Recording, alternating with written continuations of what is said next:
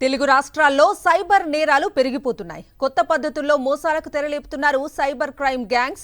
అత్యాశకు పోయి ఏకంగా విద్యావంతులు, ఉన్నత ఉద్యోగాల్లో ఉన్నవారు కూడా బాధితులుగా మారిపోతున్నారు. వరంగల్ జిల్లాలో ఏకంగా 32 మంది డాక్టర్స్ సైబర్ మోసానికి గురికావటం కలకలం రేపుతోంది. వరంగల్ జిల్లాలో కొందరు డాక్టర్లకు కుచ్చుటోపీ పెట్టారు సైబర్ కేటుగాళ్లు.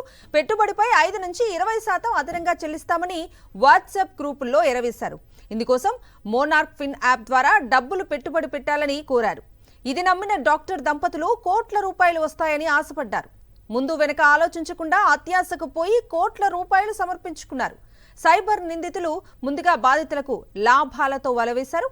బాధితుడు పెట్టుబడి పెట్టిన వెంటనే వారికి నమ్మకం కలిగేలా లాభాలను అకౌంట్లో వేశారు. ఇంకేముంది, ఇక మన పంట పండింది అనుకుంటూ అంతకు మరింత సొమ్మును ఇన్వెస్ట్ చేసేశారు. ఇలానే మోనార్క్ ఫిన్ యాప్లో సుమారు 3 కోట్లు ఇన్వెస్ట్ చేసి మోసపోయారు డాక్టర్ దంపతులు.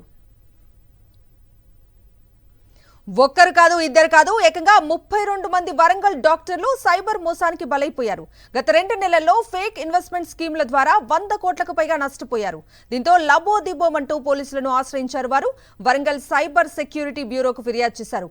పలు బృందాలను ఏర్పాటు చేసి సైబర్ కేసును ఛేదించే పనిలో పడ్డారు పోలీసులు. ఇంకా ఎంతమంది మోసపోయారు అన్న దానిపై ఆరా తీస్తున్నారు.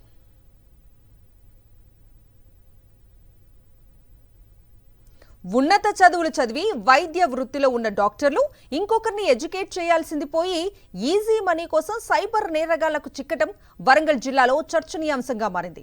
సైబర్ నేరగాళ్లు ఎలాంటి వారినైనా బురిడి కొట్టించగలరు అనటానికి ఈ ఘటన ఒక ఉదాహరణ.